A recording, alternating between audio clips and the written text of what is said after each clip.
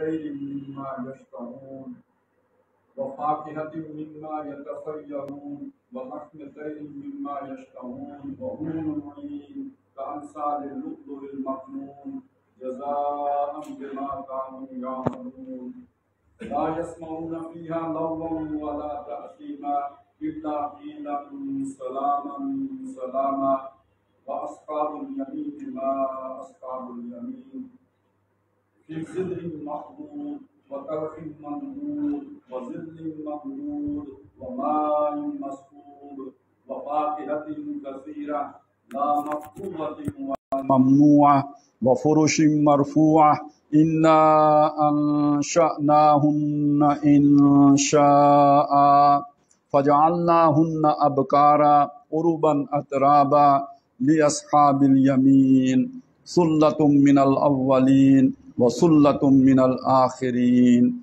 صدق الله العظيم رب اشرح لي صدري ويسر لي أمري واحلل عقدة من لساني يفقهوا قولي اللهم ألهمنا رشدنا وأعذنا من شرور أنفسنا اللهم أرنا الحق حقا وارزقنا اتباعه وأرنا الباطل باطلا وارزقنا اجتنابه اللهم وفقنا لما تحب وترضى آمین یا رب العالمین۔ ہم سورہ واقعہ کا مطالعہ کر رہے ہیں۔ ابتدائی 9 آیات ہم نے پڑھ لی تھی اور 10ویں آیت سے ہم آج شروع کر رہے ہیں۔ والسابقون السابقون۔ اس سے پہلے جو بات ہمارے سامنے آئی ہے اس کا لب لباب یا خلاصہ یہ ہے کہ جب قیامت واقع ہو جائے گی اور اس کے بعد جب اللہ کے سامنے پیشی ہوگی تو وہ دن ہوگا لوگوں کو جو پست ہیں انہیں بلند کرنے کا اور جو بلند ہیں انہیں پست کر دینے کا۔ کئی بادشاہ ہوں گے دنیا کے جو وہاں پہ رول رہے ہوں گے، انہیں کوئی پوچھنے والا نہیں ہوگا، اور کئی دنیا کے فقیر ہوں گے گدڑی نشیں، اور وہاں پہ ان کے اعزاز و اکرام ہو رہا ہوگا اور ان کی آؤ بھگت ہو رہی ہوگی، ان کے لیے VIP ٹریٹمنٹ ہوگا، وہاں پہ ہٹو بچو ان کے لیے ہوگا۔ تو یہ بہت بڑا ایک جو فیصلے کا دن ہے، وہی در حقیقت اصل ہار اور جیت کا دن ہے، جسے سورہ تغابن میں فرمایا ذالک یوم التغابن۔ اصل ہار اور جیت کا تو دن وہ ہے، یہ دنیا کی ہار جیت اس کے مقابلے میں کوئی معنی نہیں رکھتی۔ اس کے بعد بتایا کہ اس دن تم 3 حصوں میں بٹ جاؤ گے۔ ایک حصے والے تو وہ ہیں جو دوزخی ہیں، مشوم ہیں، شومی قسمت والے بد نصیب ہیں، اور وہ دوزخ میں جائیں گے، اور عظیم اکثریت وہی ہوگی۔ بعض روایات سے پتہ چلتا ہے کہ 1000 میں سے 999 وہی ہوں گے۔ اور قرآن مجید کا اسلوب بھی ایسا ہی ہے کہ ان الانسان لفی خسر، انسان خسارے میں ہے۔ اس کا مطلب ہے 1000 میں سے 999 اگر ادھر چلے گئے تو سارے انسان گویا خسارے میں ہی ہیں، بچے ہوئے تو چند رہ گئے نا، 1000 میں سے 1 ہوا، تو ان الانسان لفی خسر۔ تو جو بچے ہوئے ہیں ان کے لیے وہ 4 شرطیں ہیں، ایمان، عمل صالح، تواصی بالحق اور تواصی بالصبر۔ تو اب ان کی آگے 2 کیٹیگریز ہوں گی۔ یہ قرآن مجید میں جو خاص طور پہ مدنی صورتیں ہیں اس میں یہ مضمون آپ کو نہیں ملے گا۔ وہاں پہ جب بھی تقابل ہوتا ہے یہ دوزخ ہے، یہ جنت ہے، جنت کے درجے ہیں، یہ بات تو ٹھیک ہے، لیکن یہ کہ اس میں یہ خاص طور پر اس طرح جیسے کہ ان صورتوں میں ہمارے سامنے بات آ رہی ہے کہ 2 لیول ہیں جنتوں کے، 2 باقاعدہ درجے اس طرح کے ہیں کہ جیسے دنیا میں 2 مختلف مقامات ہوتے ہیں، جیسے آپ عام ہوٹل اور پرل کنٹیننٹل ہوٹل کا جو فرق ہے تو اس طرح کا فرق ہوگا، یہ جنتیوں میں فرق ہے۔ اور مدنی قرآن میں اصل میں زیادہ تر جو مضامین ہیں وہ یا تو جہاد و قتال کے ہیں، ایمانیات اتنی تفصیل کے ساتھ مدنی قرآن میں آئی نہیں، وہاں پہ یا تو شریعت آئی ہے، معاملات آئے ہیں، نکاح طلاق کے مسائل ہیں، قوانین ہیں، فقہ ہے، اور اس کے بعد پھر یہ ہے کہ اگر ایمان سے متعلق کوئی بات ہے تو یا تو وہ زیادہ تر کفر کی کیفیات کا بیان ہے یا پھر نفاق کا بیان ہے، منافقت، وہ بھی کفر کی ایک دبی ہوئی صورت ہے وہ بھی کفر، لیکن وہ ظاہر نہیں ہوتا، وہ اندر چھپا ہوا کفر ہوتا ہے، اوپر کور اس کے اسلام کا ہوتا ہے۔ تو یا پھر اسے بیان کیا گیا، آپ سورہ نساء میں دیکھیں، اسی طرح سورہ بقرہ میں دیکھیں تو نفاق کا زیادہ مضمون ملے گا۔ جو مکی قرآن ہے اس میں زیادہ تر ایمانیات بیان ہوئی ہیں، اور مکی قرآن کا یہ والا جو حصہ ہے جس کا ہم مطالعہ کر رہے ہیں یعنی آخری منزل، اس میں زیادہ تر ایمان بالآخرہ کا بیان ہوا ہے، یعنی ایمان، اگر آخرت کا ایمان تفصیل کے ساتھ کہیں آیا ہے تو یہ جو آخری منزل ہے اس میں آیا ہے۔ اس میں آپ دیکھیں گے کہ جنتوں کا بھی ذکر آ گیا کہ جنتیں یعنی ایک طرح کی نہیں ہوں گی بلکہ کئی کیفیت۔ اچھا، دوزخ کا حدیثوں میں تو ذکر ہے کہ دوزخ کے کئی درجے ہوں گے، کہ اس میں یہ حاویہ ہے اور یہ جو ہے نا سعیر ہے اور مختلف درجے ہیں دوزخ کے. تو لیکن یہ کہ جنت کے 7 دروازوں کا تو ذکر مل جائے گا، لیکن یہ کہ درجے بھی مختلف ہوں گے، اس کی طرف اشارات ہیں. لیکن جس تفصیل کے ساتھ بات آئی ہے نا، یہ خاص طور پہ سورہ رحمان میں اور سورہ واقعہ میں، تو یہ کہیں اور آپ کو اس کی نظیر نہیں ملے گی کہ جنتیں بھی 2 قسم کی ہوں گی. جیسے ہم نے سورہ رحمان میں پڑھا وَلِمَنْ خَافَ مَقَامَ رَبِّهِ جَنَّتَانِ، ایک وہ جنت ہے، وَمِن دُونِهِمَا جَنَّتَانِ، ان 2 کے علاوہ بھی 2 جنتیں ہوں گی. تو اب وہاں پہ وہ بات واضح ہو گئی کہ 2 جنتیں علیحدہ ہیں، 2 جنتیں علیحدہ ہیں. اور وہ تو 2 وہاں پہ اس لیے تھی، یعنی ایک درجے کی 2 جنتوں کا ذکر اس لیے تھا کہ وہاں جنوں اور انسانوں سے خطاب تھا. تو وہ جو 2 جنتیں ہیں ایک قسم کی، تو وہ جنوں کے لیے علیحدہ، انسانوں کے لیے علیحدہ. اور پھر دوسرے درجے کی 2 جنتیں وَمِن دُونِهِمَا جَنَّتَانِ، وہ بھی جنوں کے لیے اعلیٰ درجے کی اور جنت، اور انسانوں کے لیے بھی. اب یہاں پہ سورہ واقعہ میں بھی ذکر آ گیا کہ جنتیں 2 طرح کی ہوں گی، ایک السابقون کی جنت ہوگی اور ایک اصحاب الیمین کی جنت ہوگی. یہاں اب کلیئر کر دیا گیا. پیچھے سورہ رحمان میں یہ بات کلیئر نہیں تھی کہ یہ والی جنت کس کی ہے اور یہ کس کی ہے. یہاں جو جنتی ہیں ان کے نام کے ساتھ اس جنت کا ذکر آ گیا. وہاں تو جنتوں کا ذکر، ان کا بیان، ان کی نریشن تھی کہ اس جنت میں فیہما عینان تجریان، اور وہ پانی بہتا ہوگا. لیکن وہ والی جنت فیہما عینان نضاختان، اور یہ والی جو ہے من کل فاکہۃ ذواتا افنان، اس میں آ گیا مدہامتان. تو یہ جو ہے نا، یہ کنٹراسٹ ہے جو پیش کیا جا رہا ہے، دونوں جنتوں کا فرق وہ واضح کیا جا رہا ہے. اور اس جگہ پہ آ کے وہ جو جنتی ہوں گے دونوں جگہوں کے، ان کا فرق بیان کیا گیا. ایک ہیں السابقون اور دوسرے ہیں اصحاب الیمین، عام جنتی اور یہ خاص الخاص جنتی. السابقون کا مطلب ہوگا خاص الخاص جنتی. اچھا، یہ صرف یہی جگہ نہیں ہے، کیونکہ یہ بھی تو ہو سکتا ہے نا کسی کے ذہن میں آ جائے یار ایک ہی جگہ پہ ایسی بات ہے. یہ نہیں، یہ آپ کو یعنی اس حصے میں آگے جائیں، آپ اگر سورۃ الدہر کا مطالعہ کریں 2 جگہوں پہ اس میں بھی یہ بات آ گئی. لیکن آئی اس طرح ہے کہ ایک عام آدمی اگر اس پہ وہ گزرے گا تو اسے پتہ ہی نہیں چلے گا. لیکن اگر یہ چیز آپ کے ذہن میں ہوگی تو آپ کو وہاں سے اشارہ مل جائے گا. مثلاً اس کی شاید 4 آیت ہے کہ ان الابرار یشربون من کاس کان مزاجھا کافورا، کہ وہاں جو ابرار ہوں گے، نیکوکار ہوں گے، وہ انہیں پیالہ پینے کو ملے گا، یعنی وہ جام جو ان کو پینے کو ملے گا، تو اس پیالے میں ملونی ہوگی کافور کی. کافور اس کو جیسے ہم روح افزا ڈال لیتے ہیں اپنے پانی کے اندر، تو خالص روح افزا تو نہیں پیتے ہم، پورے گلاس کے اندر 1 چمچ یا 2 چمچ روح افزا کا ہوتا ہے. تو اسی طرح ان کو پیالہ ملے گا پینے کو، اس کے اندر شامل کیا گیا ہوگا کافور. اور یہ کافور کیا ہے؟ عینن، یہ ایک چشمہ ہے.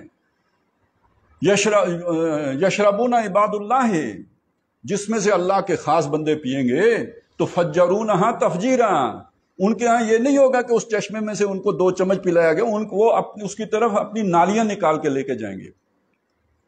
یعنی وہ جو پہلے جیسے وہ ہوتا تھا نا کہ ایک بڑا نالا آ رہا ہے، تو اس میں سے جس کے آگے وہ چاولوں کا کھیت ہے، تو اس نے اپنے حصے کا پانی ادھر موڑ لیا ہے. تو اس طرح گویا ان کے لیے تو پورا چشمہ ہے، عینان نضاختان، اور اس میں سے وہ اپنے گھروں کو، یعنی پائپ لائن ان کے گھر آ رہی ہوگی، جتنا مرضی پئیں. تو اب وہاں بھی اشارہ ہو گیا کہ یہ 2 مختلف ہیں. ایک وہ ہیں کہ جن کو اس پانی کی صرف ملونی ان کے پانی کے اندر شامل ہوگی، دوسرے وہ ہیں کہ جن کے ہاں پورا چشمہ بہ رہا ہوگا، ان کے گھروں میں پورا سیراب کر رہا ہوگا. تو کتنا بڑا فرق ہو گیا. اسی میں پھر آگے جا کے یہ بھی آتا ہے کہ یطاف علیہم بآنیۃ من فضۃ، وہ اس میں پھر آگے یسقون فیہا کاسا کان مزاجھا زنجبیلا، وہاں وہ دیے جائیں گے ایک ایسا پیالہ کہ جس میں زنجبیل کی خوشبو شامل ہوگی. وہ کیا ہے؟ عینن فیہا تسمی سلسبیلا، وہاں پہ وہ ایک پورا چشمہ ہوگا اور اس کا وہاں پہ نام ہوگا سلسبیل. اب آج ہمیں کیا معلوم سلسبیل کیا ہے، بس یہ اس کے ساتھ جوڑیں تو یہ کافور کا چشمہ ہے جو سلسبیل اس کا نام ہوگا. اور وہ کچھ لوگوں کی تو ملکیت ہوگا، وہ اس میں اپنے پوری نہریں لے کے جا رہے ہوں گے، اور کچھ لوگوں کو اس میں سے صرف جو ہے ان کے اس پانی کے اندر اس کی ایک تھوڑی سی مقدار شامل کر دی جائے گی. یہ فرق ہے، یہ اصحاب الیمین اور السابقون کا فرق ہے. اچھا، اب آ جائیں اس لفظ پر، والسابقون السابقون، اس کا مطلب کیا ہے؟ لفظی مطلب اس کا بنے گا، دیکھیں یہ سابق کا لفظ ہم استعمال کرتے ہیں، یہ اسی کی جمع ہے. لیکن ہم سابق کا مطلب لفظ کس کے لیے استعمال کرتے ہیں؟ مثلا ہم کہتے ہیں جی سابق وزیر، ٹھیک ہے. اچھا ہم کہتے ہیں جی سابق ہیڈ ماسٹر، ہم کہتے ہیں سابق ناظم. اس سے ہمارے ذہن میں جو چیز بیٹھ گئی وہ کہ جو ریٹائرڈ ہو گیا، جو گزر گیا، جو اذکار رفتہ ہو گیا، اس کو سابق کہتے ہیں. مانا اب سوچئے سابق کسے کہتے ہیں؟ یہ سبقت سے. سبقت کا کیا مطلب ہوتا ہے؟ جو آگے نکل جائے. میرا آپ کا مقابلہ تھا، دوڑ لگائی ہم نے، دوڑ میں سبقت لے گیا، مطلب یہ کہ آپ کو پیچھے چھوڑ گیا، میں آگے نکل گیا. کلاس میں دو لڑکے ہیں بڑے ہونہار، بہت ذہین فتین، ان کا مقابلہ ہے، آگے نکل گیا، یعنی اب یہ وزیر نہیں رہا، اس کا سفر آگے چلا گیا ہے. سابق کا یہ مطلب ہے. سابق کا وہ معنی جو ہمارے ذہنوں میں بیٹھا ہے وہ بالکل غلط ہے. سابق کا مطلب یہ ہوتا ہے کہ یہ آگے چلا گیا، اور یہ جو پیچھے جگہ خالی ہوئی تھی اس خالی جگہ پر اب آ کے کوئی اور بیٹھ گیا، یہ سابق ہو گیا، یعنی یہ آگے چلا گیا. تو السابقون آگے نکل جانے والے. لیکن یہاں پہ اب تصور اور ہوگا، یعنی یہ والا جو تصور ہوگا یہ وہ سابق وزیر والا نہیں ہوگا، یہ والا تصور در حقیقت سبقت کر جانے والے. اب یہ سبقت کا مطلب سمجھ لیجئے، ایک اللہ کی پکار لگی، اللہ کے ایک بندے نے اللہ کی پکار لگائی کہ لاؤ ایمان اللہ پر، لاؤ ایمان اس کے فرشتوں پر، لاؤ ایمان اللہ کی کتاب پر، لاؤ ایمان آخرت پر، لاؤ ایمان رسولوں پر. یہ ایک پکار لگی. اس میں کچھ وہ ہیں کہ جنہوں نے جو ہے سستی دکھائی، جنہوں نے اس کی طرف کان نہیں دھرا، جنہوں نے اگر کان دھرا بھی تو بس ٹاواں ٹاواں چلے کبھی رکے. اور کچھ وہ ہیں کہ جو یکسو ہو کر آ گئے، ساری کشتیاں جلا کے آ گئے، اپنے یعنی دنیا سے منہ موڑ کے آ گئے. جس طرح نبی صلی اللہ علیہ وسلم کی پکار پہ لبیک کہی، جس طرح حضرت ابوبکر صدیق نے کہی رضی اللہ تعالیٰ عنہ، جس طرح پکار کہی حضرت عثمان نے کہی، اب اس کے بعد پھر پیچھے مڑ کے نہیں دیکھا کہ کیا فائدہ ہے کیا نقصان ہے. پھر یہ حساب کتاب نہیں کیا کہ یہ کام کریں گے تو یہ کاروبار کا نقصان ہو جائے گا، تو فلانا تعلق خراب ہو جائے گا، تو پتہ نہیں فلانا ناراض نہ مڑ کے نہیں دیکھا. واپس نہیں پھیرا کبھی فرما جنوں کا، تنہا نہیں لوٹی کبھی آواز جرس کی. جو پکار لگی آگے بڑھ گئے، فوراً لبیک کا، باقی پیچھے رہ گئے، دوڑ کے اس بات پر پہنچ گئے. یہ ہے سابق. اس معنی میں قرآن مجید میں جنت کی طرف دوڑ لگانے کا ذکر آیا نا، وہاں پہ ترجمہ دوڑنا ہی کیا گیا ہے. سابقو الی مغفرۃ من ربکم وجنۃ، دوڑو سابق. اب یہاں پہ سابق کا مطلب سب نے دوڑنا کیوں کیا ہے؟ مطلب یہی ہے کہ آگے بڑھو اور مقابلہ کرو. جیسے چلیں اچھی مثال آ گئی ہے، وہ 2000 وہ جو آیا تھا زلزلہ، 8 میں آیا تھا شاید 5 میں، تو جو زلزلہ آیا تھا تو جب آتا تھا نا ٹرک، امدادی ٹرک، تو پھر لوگ کیسے دوڑتے تھے ٹرک کی طرف کہ پہلے پہنچو ٹرک کے قدموں میں.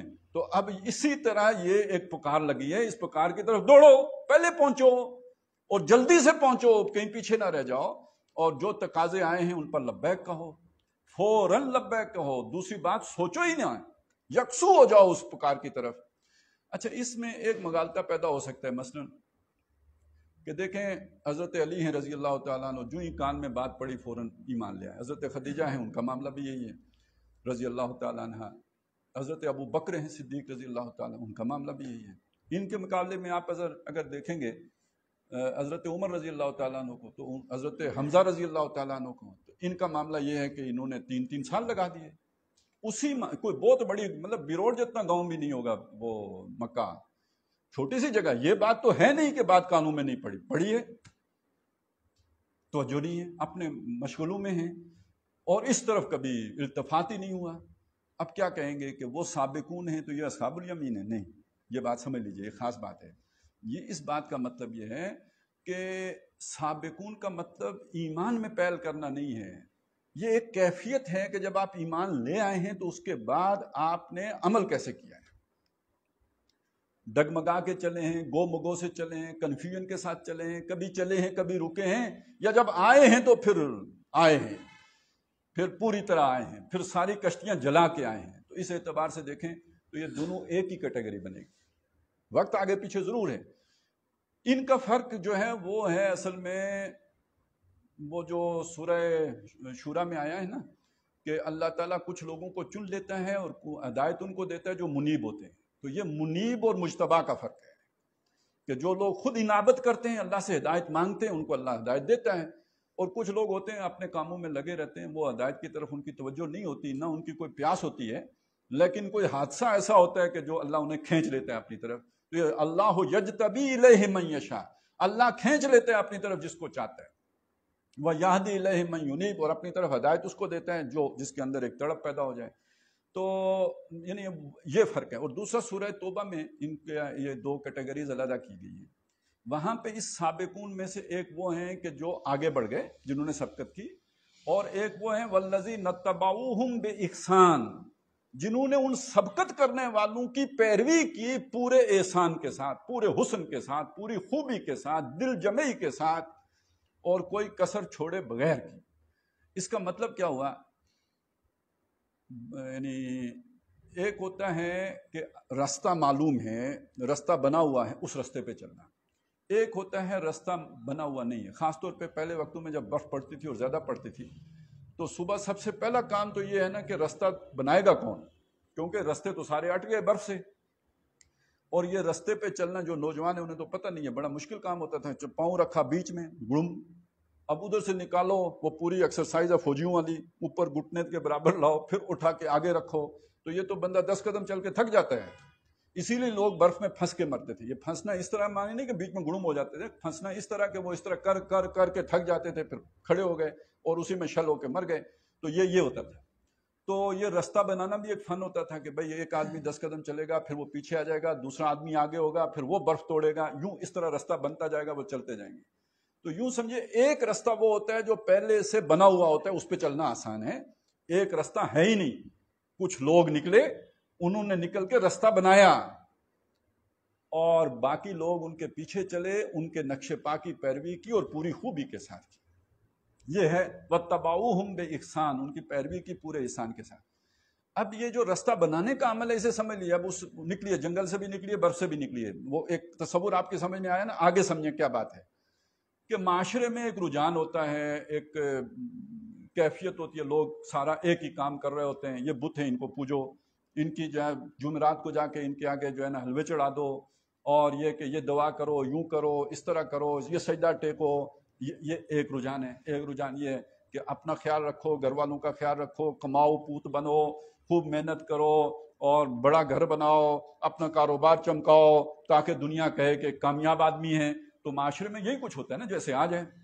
اب یہاں ایک آدمی کھڑے ہو کے ایک ایسی بات کرتا ہے کہ جو بالکل اجنبی بات ہے، نئی بات ہے، اس راستے پہ کوئی چلتا ہی نظر نہیں آتا ہے۔ وہی تیرے زمانے کا امام برحق جو تجھے حاضر و موجود سے بیزار کرے۔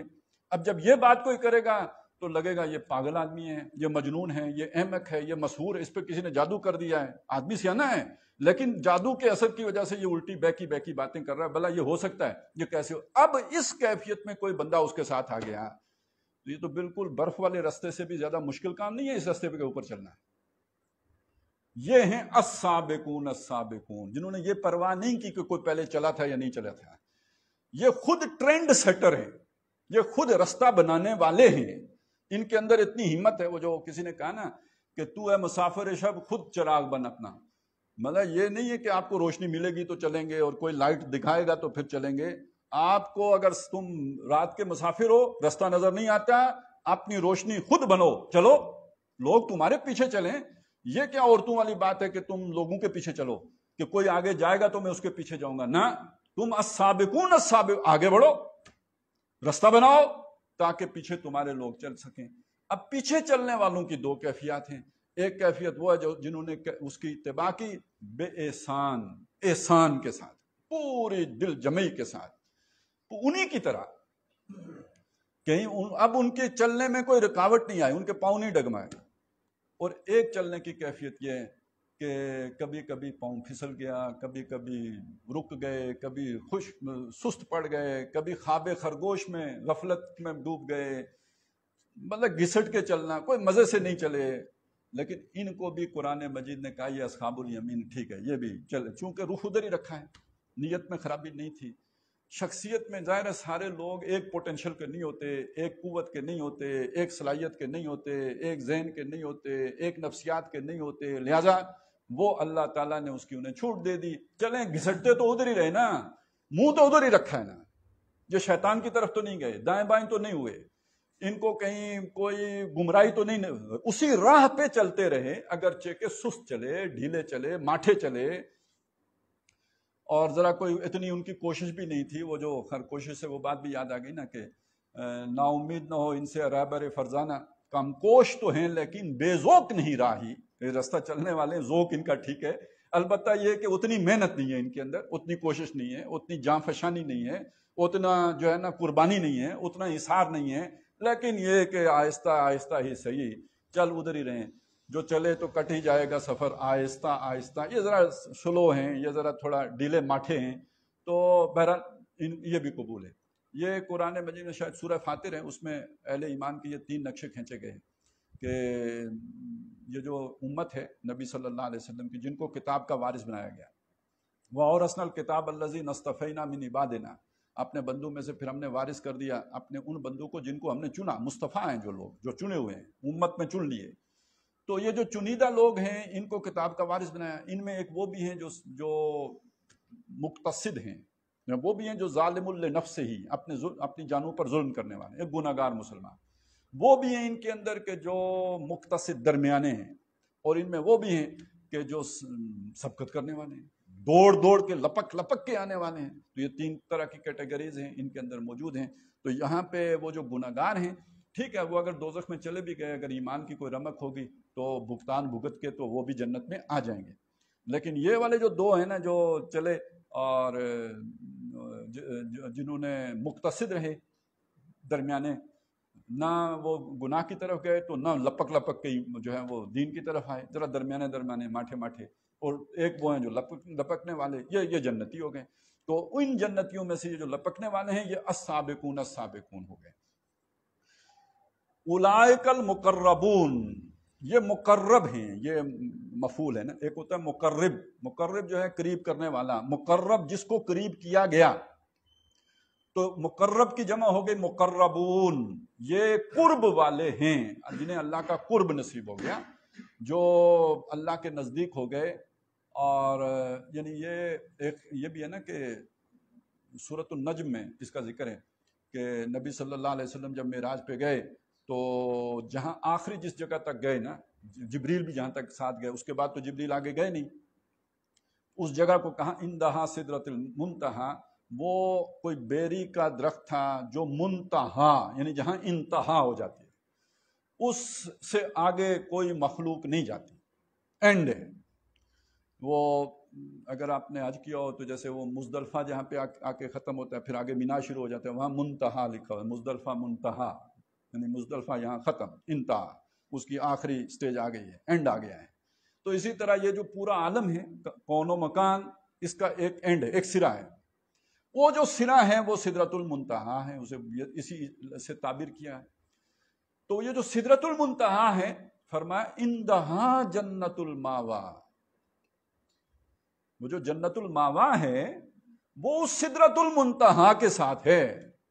اب سمجھے مقرب کا مطلب، یعنی وہ تو اچھا، یہ سورہ رحمان سے جو پہلے سورت تھی اس میں بھی ذکر آتا ہے کہ وہ جو لوگ ہوں گے فی مقعد صدق عند ملیک مقتدر، وہ بیٹھے ہوں گے بڑے عزت کی جگہوں پر، مقعد صدق، کہاں پہ؟ عند ملیک، وہ جو بڑا بادشاہ ہے، ملیک ایک ہی بات ہے، عند ملیک مقتدر، جو اقتدار والا بادشاہ، اس کے پاس، تو یہ قرب ہے۔ تو مقربون ہیں یعنی اللہ کے قریب والے ہیں، اور یہ قرب ان کو آخرت میں حاصل ہوگا۔ اب اس میں وہ مقام محمود کو بھی ذہن میں لے آئیں جو سب سے زیادہ قرب والا ہوگا، جس کو اللہ تعالیٰ سب سے قریب جگہ دیں گے۔ تو باقی یہ ہے کہ یہ پوری جنت جو ہے اندہا سدرۃ المنتہا، سدرہ منتہا کے پاس ہے، اور یہ ہیں یعنی انہوں نے یہاں سبقت کی، اللہ نے آخری سرے تک پہنچا دیا، یعنی جہاں مخلوق کا انتہا ہے وہاں ان کے لیے اللہ نے جنت بنا کے رکھی ہے، اور یہ اللہ کے خاص قرب کی جگہ ہے، یہ خاص نعمت کی جگہ ہے۔ والسابقون السابقون اولئک المقربون۔ اب یہ سمجھ لیں، باقی یہ جو آگے الفاظ آتے ہیں نا، ان کو سمجھیں کہ جب اللہ تعالیٰ ہمیں سمجھاتے ہیں تو اللہ کے سمجھانے میں کوئی کمی نہیں ہے، مسئلہ یہ ہے کہ ہمارا دماغ جتنی بات کو سمجھ سکتا ہے اتنا سمجھایا جا سکتا ہے، اس سے اوپر سمجھایا جائے تو ہمارے پلے ہی کچھ نہیں پڑے گا۔ اب اگر وہ الجبرا آپ دوسری جماعت کے بچے کو پڑھانا شروع کر دیں، کو ماں کو لا سے مارا تو لا کو ماں سے، اس بیچارے کو کیا پتہ لے، وہ تو سمجھے گا کہ ابا اماں کو لڑا رہے ہیں یہ، اس کو سمجھ ہی نہیں آئے گی کہ یہ بات کیا ہو رہی ہے۔ تو اس کو سمجھ لیجئے کہ یہ جو جنتوں کا بیان آتا ہے قرآن مجید میں، یہ ہماری سمجھ کے مطابق آتا ہے، اس کی اصلیت جو ہے وہ ہمیں سمجھ نہیں آ سکتی، اس لیے الفاظ قرآن میں بھی ہیں فَلَا تَعْلَمُ نَفْسٌ مَا أُخْفِيَ لَهُمْ قُرَّةُ أَعْيُنٍ، کہ کوئی جان نہیں جانتی جو کچھ اس کی آنکھوں کی ٹھنڈک کا سامان مخفی ہے، خفیہ ہے، ابھی اس کے تصور میں ہی نہیں ہے۔ اور حدیث میں تو یہ آتا ہے کہ کسی انسان کے حاشیۂ خیال میں بھی نہیں آ سکتا جو کچھ اللہ نے اس کے لیے تیار کر کے رکھا ہوا ہے۔ تو جب ایک چیز ہمارے خیال ہی میں نہیں، تصور ہی سے ماورا ہے، تو اس کو سمجھایا کیسے جائے گا؟ تو یہ جو کچھ ہماری سمجھ ہے اس کے مطابق ایک تصور ہے جو ہمارے سامنے پیش کر دیا گیا۔ تو فی جنات النعیم، نعمتوں والے باغات میں ہوں گے۔ اب ظاہر ہے دیکھیے، اب ہم یہ پہاڑ میں رہتے ہیں، ہمارا جو بہت بڑا کھیت ہوتا ہے نا وہ کوئی 4 کنال کا ہوگا، اس سے بڑا میں نے تو نہیں دیکھا، پتہ نہیں ہو سکتا چلیں کوئی 8 کنال کا بھی کھیت ہوتا ہوگا، یہ ہمارے کھیت کا کل ظرف ہے۔ تو ہمارا باغ بھی اتنے ہی کھیت میں ہوتا ہے، تو ہمارے باغ کا ظرف بھی اتنے ایک ہی ہے۔ اسی بندے کو پکڑ کے پنجاب لے جاؤ ذرا، اس کے ایکڑوں پر پھیلا ہوا باغ دیکھا ہو تو وہ سارا باغ ہی تلپٹ ہو جائے۔ ہمارا باغ تو پھر بن جائے گی جناب جوں، جب آپ وہاں کوئی آم کا باغ دیکھیں گے، وہاں مالٹے کا باغ دیکھیں گے، وہ کوئی اور کنوں کا باغ دیکھیں گے، تو اپنے باغ پر تو پھر شرم آ جائے گی کہ یہ کیا، یہ تو ایک چھوٹی سی آبجو ہے، یہ کدھر، اس باغ کے نسبت سے تو کچھ ہے ہی نہیں۔ تو اب آپ ایک جس بندے نے کبھی پنجاب نہیں دیکھا اس کے سامنے باغ کا ذکر کریں تو کون سا باغ اس کے ذہن میں آئے گا؟ یہ ہمارا والا، یہ نظرا باغ۔ اور یہ کسی پنجاب والے کے سامنے ذکر کریں تو اس کا باغ جو ہے، جو اس نے دیکھا ہوا اس کے مطابق آئے گا۔ تو جیسے اس بات کی کوئی گارنٹی نہیں ہے کہ میرے دماغ میں جو باغ کا تصور آیا ہے، پہاڑی تصور، وہی ٹھیک ہے، تو اسی طرح وہ کیسے گارنٹی ہو گئی کہ جو پنجابی کا تصور ہے وہ ٹھیک ہے؟ تو قرآن مجید نے دوسری جگہوں پہ اس کے سمجھایا کہ یہ باغ کی وسعت کتنی ہے، ارضھا کارض السماء والارض، اس کی جو چوڑائی ہے یہ آسمان اور زمین جتنی ہے، اور ارضھا کارض السماوات والارض، اس کا پھیلاؤ آسمانوں اور زمین جتنا ہے، یعنی کل کائنات کی ساری جنت ہے۔ اور سورۃ الدہر میں اس کا ایک نقشہ اور طریقے سے بھی کھینچ دیا کہ اذا رأیت ثم رأیت نعیما وملکا کبیرا، بادشاہی کبیر، بڑی بادشاہی۔ اور وہ میں نے شاید آپ کو حدیث اس سے پہلے بھی سنائی تھی کہ جو آخری جنتی ہوگا نا، جو یعنی دوزخ میں چلا گیا، ادھر ماریں کھائیں، وہ سارے جنت میں چلے گئے، وہ ایک رہ گیا تھا جو آخر میں نکلے گا دوزخ سے، تو اس کے دل میں ایک خیال آئے گا، بس جیسے وسوسہ آتا ہے، سوچیں تو آدمی کو ہر طرح کی آ جاتی ہے نا، تو ایک سوچ سی آ جائے گی کہ جنت میں میرے لیے بچا کیا ہوگا۔ وہی دنیا کی سوچ جیسی ہماری ہے کہ وہ ٹرک تو آیا تھا زلزلے والا، وہ تو لوگ لے گئے ہوں گے، میں تو اب جاگا ہوں، تو اب جنت میں میرے لیے کیا بچا ہوگا؟ تو جو اس کو ملے گا وہ پوری دنیا کی جو ہے نا اس سے 10 گنا زیادہ ہوگا۔ تو اب آپ سوچیں السابقون السابقون کو کیا ملا ہوگا؟ یہ تو وہ گنہگار کو ملا ہے نا، تو اب آج کسی کو یہ تصور کیسے کرائیں گے آپ؟ تو بہرحال اس کے لیے ایک مختصر لفظ آ گیا فی جنات النعیم، نعمتوں والے باغات میں۔ اچھا، میں نے ایک طریقے سے بات آپ کے سامنے رکھی، سے ذرا دوسرے طریقے سے بھی سمجھ لیجئے۔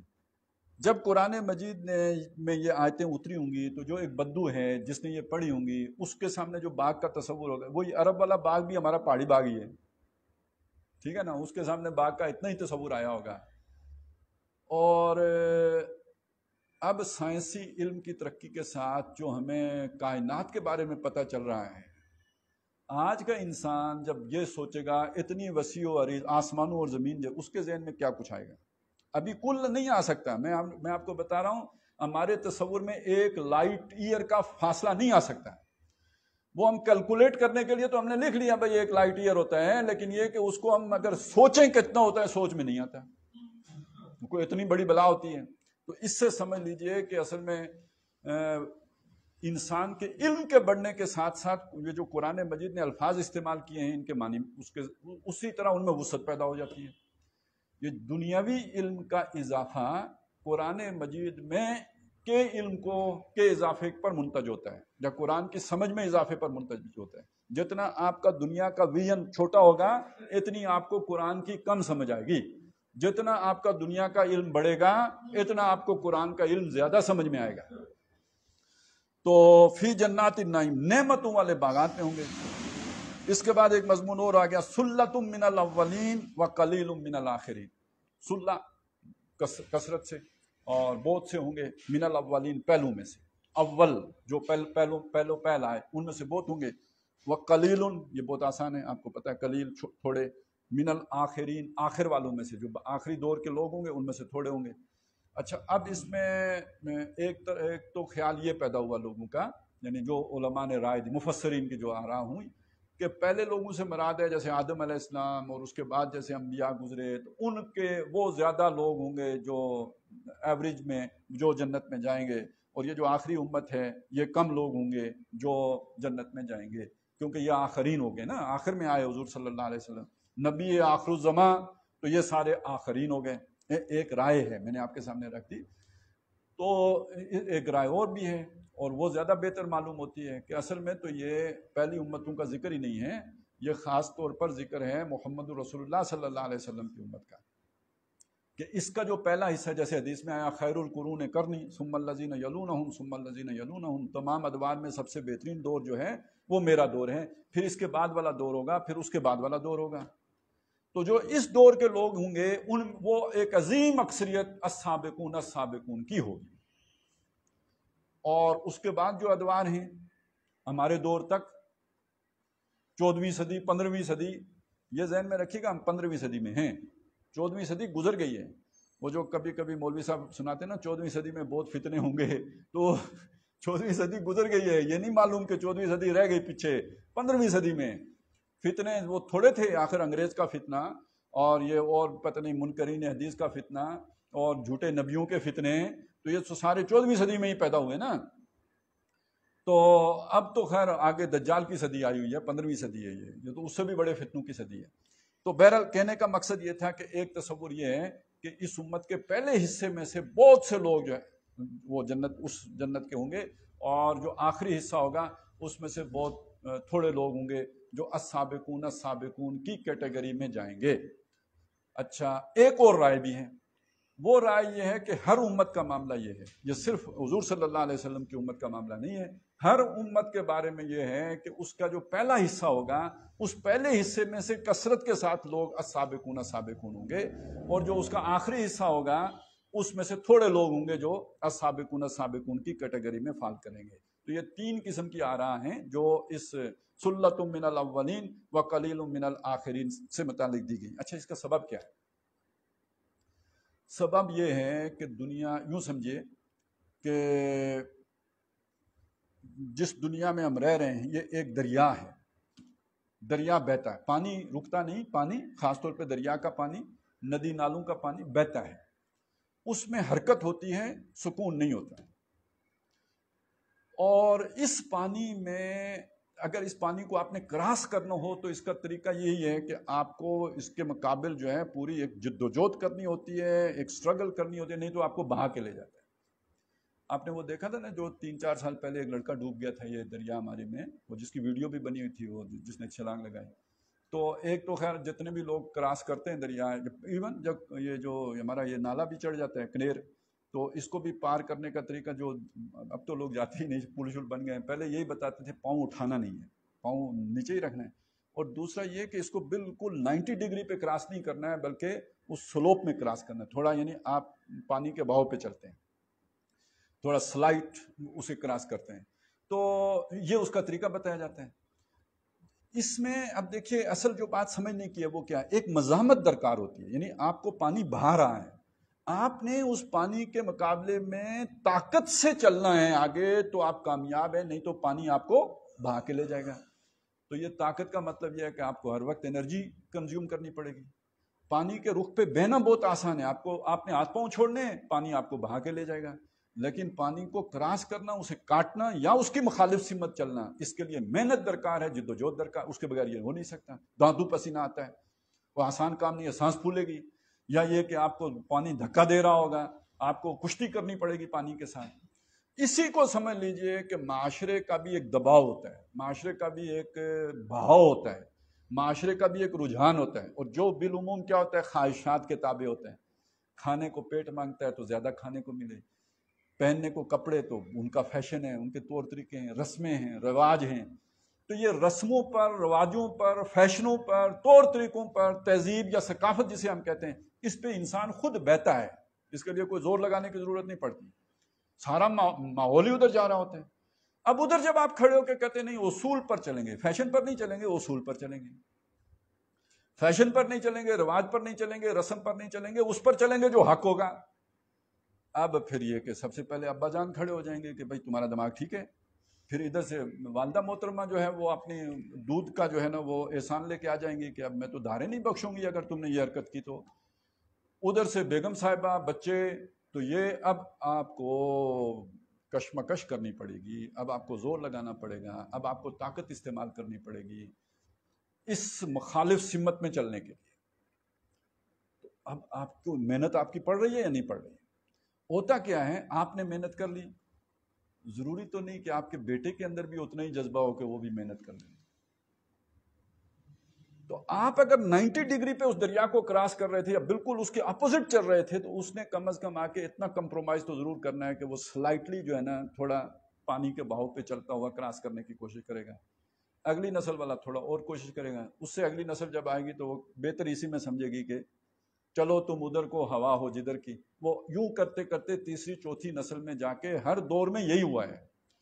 یہ صرف نبی صلی اللہ علیہ وسلم کے ساتھ نہیں ہوا، ہر دور میں ہوا ہے۔ حضور کی یہ بھی حدیث ہے، آپ نے فرمایا کہ ہر نبی جو بھی گزرا ہے مجھ سے پہلے، اس کے حواری ہوتے تھے، اس کے جو ہے نا وہ صحابی ہوتے تھے، یہ جو حواری اور صحابی ہوتے تھے یہ یاخذون بسنتہ، جو اس کی سنت ہوتی تھی اسے پکا پکڑتے تھے، یعنی جس طرح وہ چلتا تھا یہ بھی اسی طرح چلتے تھے، وَيَقْتَدُونَ بِأَمْرِهِ، اور جو اس کا حکم ہوتا تھا اس کی پیروی کرتے تھے، اس کے حکم کی نافرمانی نہیں کرتے تھے، اس کے حکم کے مطابق چلتے تھے۔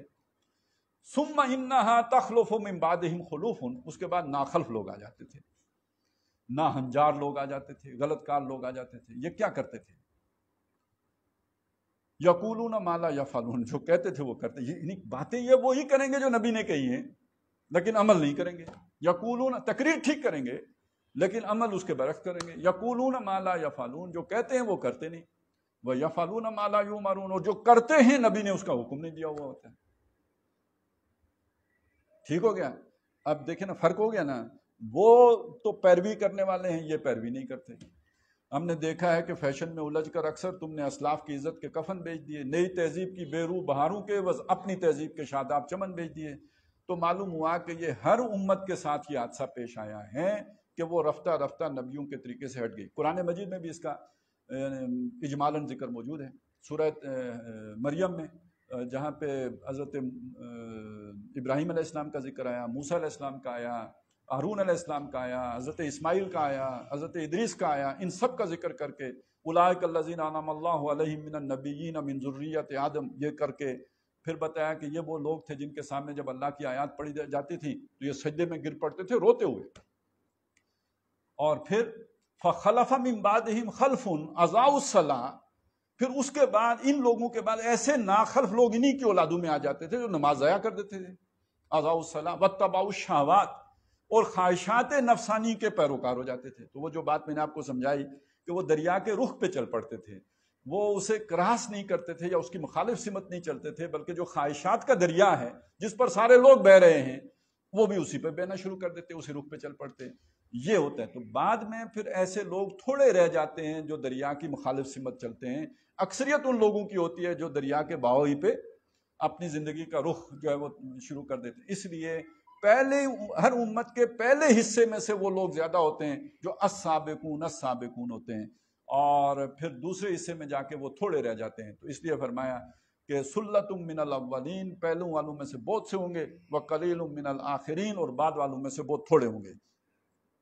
اب اس کے بعد نقشہ ہے کہ جو ان پر اللہ کی نعمتیں ہوں گی، علی سرر موضونہ، سرر بستر، اس کی جمع یعنی سریر بستر، اور سریر آرا ہونا، تو وہ یعنی جو بستر بڑا عالی شان بستر اس کے لیے یہ آئے گا، اور اس کی جمع آ گئی سرور، تو یعنی بستر، سرور بھی اسی سے ہے نا کہ انسان کو جو سرور یعنی بستر پہ لیٹ کے جو آرام ہے، جو چین ہے، جو ایک انسان سکون محسوس کرتا ہے، تو وہ بستر ہے۔ تو سرور، تو وہ بستر ہوں گے موضونہ،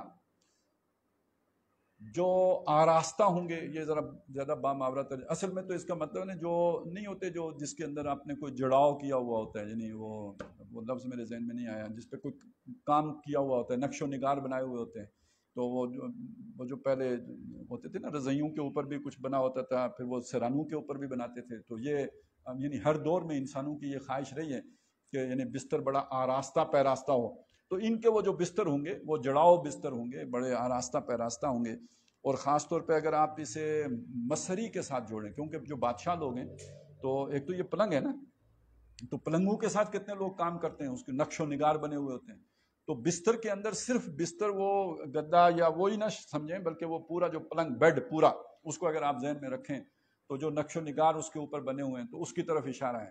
تو اصل بات کیا سمجھانی مقصود ہے، یعنی ان کا وہاں جو قیام ہوگا، جیسے بادشاہ لوگ ہوتے ہیں، جیسے ان کا بیڈ روم ہوتا ہے، تو اس طرح کا جو ہے نا ایک آراستہ پیراستہ بیڈ روم ہوگا۔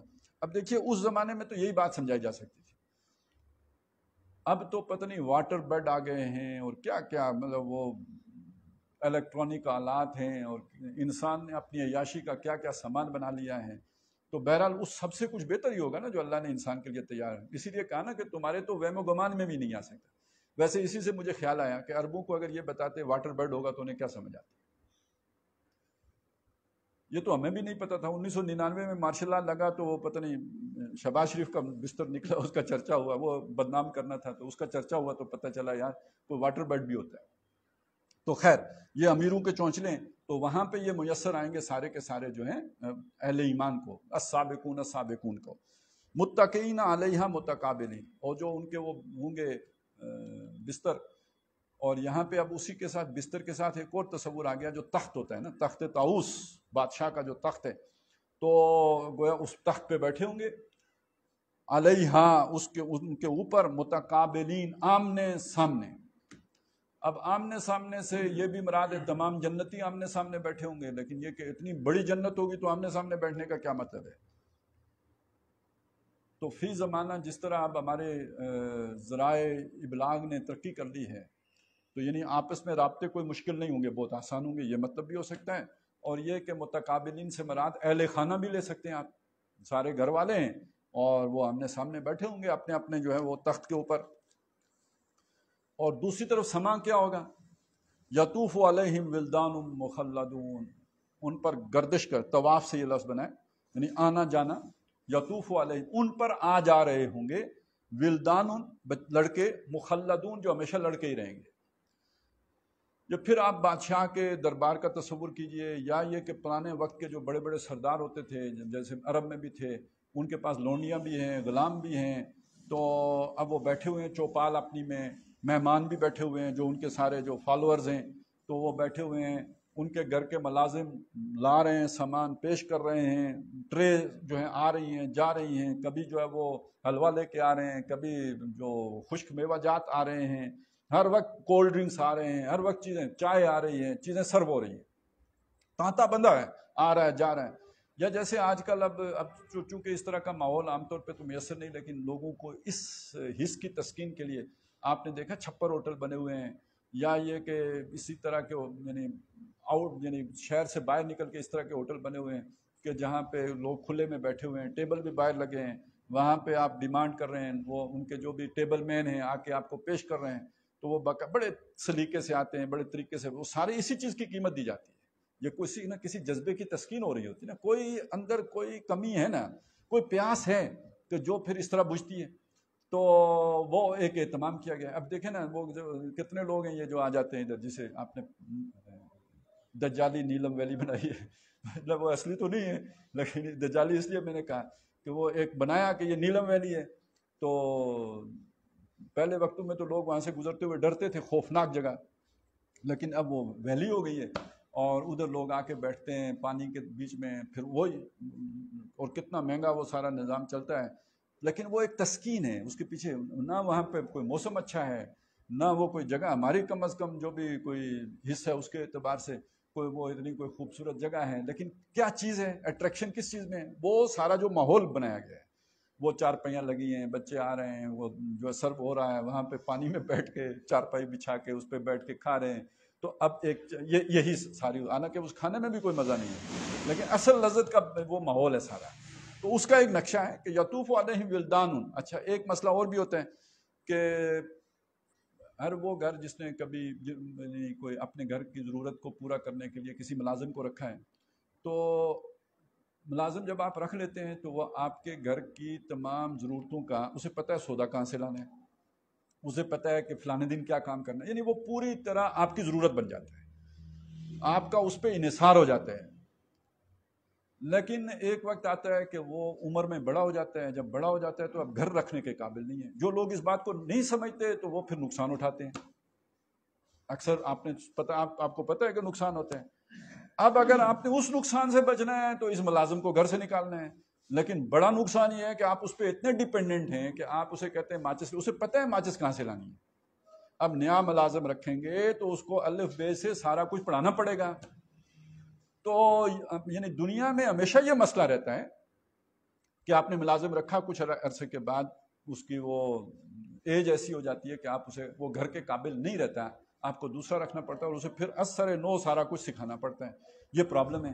تو یہاں بتایا وہ مخلدون ہوں گے، یعنی وہ ایک ہی عمر پہ رہیں گے، بڑھیں گے ہی نہیں.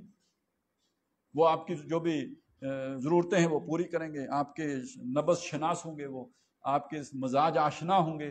تو یطوف علیہم ولدان مخلدون بے اکواب ماباریک وقاسم من معین. تو وہ پیالے بھی ہوں گے، جام ہوں گے، جگ جو ان کے اندر جو ہے نا وہ کوریاں، اس میں وہ لے کے آ رہے ہوں گے. جو پینے کی چیزیں ہیں، جو کھانے کے لیے جو پینے کی چیزیں ہوں گی ان کو لا کے پیش کر رہے ہوں گے. یعنی تانتا بندہ ہوگا، لائن لگی ہوگی، لیجئے. لا یصدعون عنہ. اس کے نتیجے میں جو ہے وہ غل غپاڑا کرتے ہیں. آپ نے اکثر وہ اب تو نہیں آتی یہ خبریں، لیکن پہلے یہ خبریں آیا کرتی تھیں کہ جی یا اب ہم اخبار ہی نہیں پڑھتے.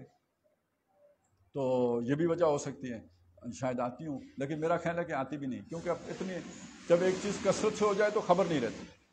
آتے ہیں وہ جو جیسے ہوتا ہے نا کہ نیا بندہ نسوار بھی لگائے تو اس کو چکر تو آ جاتے ہیں. تمباکو کا جو ہے نا وہ چکر بھی، تمباکو سے بھی چکر آ جاتا ہے. پہلے حکا ہوتا تھا، وہ کوئی بھول کے ایک دفعہ جو کھینچ لے تو اس کو بھی الٹی ہو جاتی تھی. تو یعنی یہ چیزیں جتنی بھی جو تھوڑا آپ کو ریلیکس کرتی ہیں تو یہ تھوڑی پرابلم بھی پیدا کرتی ہیں. جب تک بندہ اس کا عادی نہ ہو تو یہ بڑا مسئلہ ہے. نسوار والے کے ساتھ بھی یہ ہو جاتا ہے جو نیا عادی نہ ہو. تو شراب میں تو بہت زیادہ ہوتے ہیں. تو وہ جو وہاں پہ وہ جام ہوں گے جو ان کو پیش کیے جا رہے ہوں گے، اس سے نہ سر دکھے گا، نہ سرگرانی ہوگی، اور نہ ہی یہ کہ انسان بے عقل ہوگا. وہ بالکل ہوش و حواس میں رہے گا. لیکن لذت پوری کی پوری ہو رہی ہوگی. یعنی جس لذت کے لیے پیا جاتا ہے تو وہ لذت تو پوری حاصل ہو رہی ہوگی، لیکن نہ ہی اس کے جو سائیڈ افیکٹ دنیا میں ہوتے ہیں ان میں سے کوئی بھی نہیں ہوگا. وَفَاكِهَةٍ مِّمَّا يَتَخَيَّرُونَ. اور وہاں پہ ان کے لیے فاقیہ میوے ہوں گے، اور یہ پھلوں کے لیے بھی آئے گا اور ڈرائی فروٹ کے لیے، دونوں چیزوں کے لیے آ جائے گا. مما یتخیرون، جس کو کہ وہ چھانٹ رہے ہوں گے، جس کو وہ پسند کر رہے ہوں گے، جسے وہ اختیار کر رہے ہوں گے. یعنی کئی قسم کے ہوں گے، ان کی مرضی ہوگی کہ جو بھی ان میں سے لے لیں.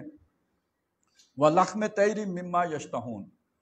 اور طیر، اڑتے پرندے، یعنی جنہیں ہم پرندہ کہتے ہیں، پروں والے جانور، تو ان کا گوشت بھی ہوگا. یعنی یہ خاص طور پہ گوشت میں سب سے زیادہ جو ہے مرغی کا گوشت سمجھا جاتا ہے. اور پھر مرغی سے بھی، کیونکہ مرغی بھی بنیادی طور پہ ایک پرندہ ہی ہے، تو مرغی میں بھی پھر جو اس سے بھی اچھا جو ہوتا ہے وہ پرندوں کا گوشت سمجھا جاتا ہے. تو جو بہترین گوشت کی کوالٹی ہے تو وہ پرندے کی گوشت کی ہے. تو ان کے لیے وہ پرندے ہوں گے، ان کا گوشت ہوگا. یشتہون، جس کی وہ اشتہا محسوس کریں گے، جس کی ان کے اندر طلب ہوگی. وحور عین، اور حوریں ہوں گی ان کے لیے موٹی آنکھوں والی، بڑی بڑی آنکھوں والی حوریں ہوں گی. اب ظاہر ہے یہ حور کے لفظ پہلے بھی چونکہ آ چکا ہے، سورہ رحمان میں بھی یہ بات واضح ہو چکی. یہ ان کی رنگت کی سفیدی کی طرف، یعنی دھلی، بالکل اجلی صاف، اور عین، موٹی موٹی آنکھیں. کا امثال اللؤلؤ المکنون، جیسے کہ یہ موتی ہوں مکنون، جو غلاف میں ہوں، جو یعنی جن پر کوئی گرد نہ پڑی ہو. جیسے کوئی شے غلاف میں آپ کھولیں اسی طرح لشپش کرتی، چمکتی. تو اب یہ کس چیز کے لیے یہ مثال دی گئی ہے؟ یعنی ایک بات تو بالکل واضح ہے کہ یہ بات یہ نہیں ہے کہ وہ حوریں موتی ہوں گی، بلکہ مطلب یہ ہے کہ ان حوروں کی جو بھی ایک جسم کی صفائی ہوگی، یا ان کی جلد کی جو صفائی ہے اس کے لیے جیسے موتی ہوتے ہیں، تو یا تو اس کی طرف اشارہ کیا گیا ہے، یا جو ان کی آنکھیں ہیں ان کو موتیوں سے تشبیہ دی گئی ہے، کیونکہ یہی دو باتیں پہلے آئی ہیں، حوریں ہوں گی، یعنی یہ ان کے اجلے پن کی طرف اشارہ ہے، اور این ان کی موٹی موٹی آنکھیں ہوں گی۔ تو آگے آ گیا کامثال اللؤلؤ المکنون، مثال ہیں جیسے پوشیدہ اور غلاف کے اندر رکھے ہوئے موتی ہوں، تو یا تو یہ ان کی اجلے پن کی طرف اشارہ ہے یا ان کی آنکھوں کی طرف اشارہ ہے۔ جزام بما کانوا یعملون، یہ بدلہ ہوگا ان کے اعمال کا، ان کی محنت کا۔ ویسے ان کا اپنا معاملہ کیا ہوگا، وہ یہ کہیں گے اللہ کی عطا ہے، اللہ نے ہم پر فضل فرمایا ہے، ذالک فضل اللہ، یہ اللہ کا فضل ہے، اور الحمدللہ الذی ہدانا لہذا وما کننا لنہتدی لولا ان ہدانا اللہ، سارا شکر تعریف اس اللہ کے لیے جس نے ہمیں یہاں پہنچا دیا، اور ہم یہاں نہیں پہنچ سکتے تھے اگر وہ باری تعالیٰ ہمیں یہاں پہ نہ پہنچاتا ہے۔ تو گویا وہ اپنا کمال اس کو نہیں سمجھیں گے، اللہ کی عطا سمجھیں گے، اللہ کا احسان سمجھیں گے، لیکن اللہ تعالیٰ ان کی حوصلہ افزائی فرمائیں گے۔ یہ نہیں کہ میں نے تم پر یہ احسان کیا، یہ کہیں گے جو تم نے دنیا میں محنت کی، جو تم معاشرے کے مخالف سمت چلے ہو، بڑی قربانی کی بات ہے۔ کیونکہ یہاں پہ ہم وہ بات کر چکے نا حضرت ابراہیم علیہ السلام کی، ان کے اسلام کی، حضرت اسماعیل علیہ السلام کی، ان کے اسلام کی۔ تو اب اگر اسلام وہ ہے جو ابراہیم کا اسلام تھا، اور اسلام وہ ہے جو اسماعیل کا اسلام ہے، تو وہ تو پھر مخالف سمت میں چلنا ہے نا۔ دل چاہتا ہے زندہ رہنا، اسلام کا تقاضا ہے گردن پہ چھری پھیرو، دل چاہتا ہے بیٹا جوان ہو، اسلام کا تقاضا یہ ہے کہ نہیں ابھی قربان کرو، تو یہ مخالف سمت، یعنی دل کی مخالف سمت چلنا ہو گیا نا، معاشرے کے مخالف سمت چلنا ہو گیا۔ تو یہ تمہاری محنت، یہ جو تم نے دنیا میں جان گسل زندگی بسر کی ہے، اور جو تم نے تکلیفیں جھیلی ہیں اس رستے پر چلنے کے لیے، اور جو کانٹے چبھے ہیں، یہ اس کا بدلہ ہے، یہ ان آزمائشوں کا صلہ ہے جن میں تم دنیا میں گرفتار رہے ہو۔ تو جزام بما کانوا یعملون، یہ سب ان کا بدلہ ہوگا جو انہوں نے اعمال کیے۔ لا یسمعون فیہا لغوا ولا تأثیما، نہیں سنیں گے وہاں پہ کوئی بیہودہ بات، لغو بات، فضول بات، بے مقصد بات، ولا تأثیما، اور نہ ہی سنیں گے کوئی گناہ کی بات۔